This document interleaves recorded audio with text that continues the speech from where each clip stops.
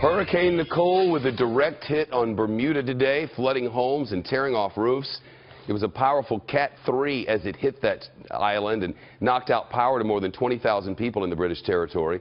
Here's a look at Hurricane Nicole through a window earlier today before the eye of the storm hit that island.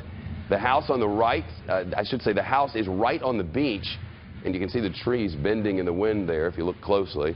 Meteorologists say this is the strongest hurricane to hit Bermuda in 13 years.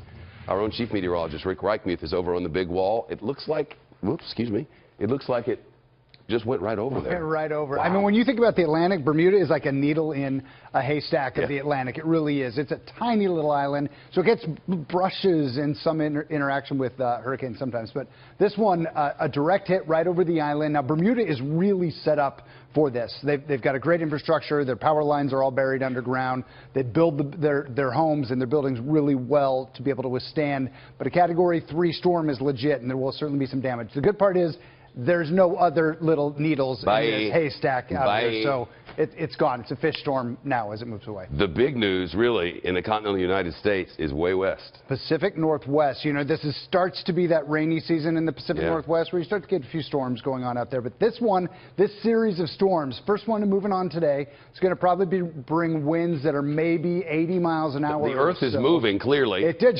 I wanted to be a little bit closer to you, so Thank you. I pushed it that way. But there's a series of storms, and it's going to bring winds 80 miles an hour to a lot of places. We'll probably see some 100-mile-an-hour gusts along the coast. Mariners got to get out of the water. The warnings are really quite dire across the west.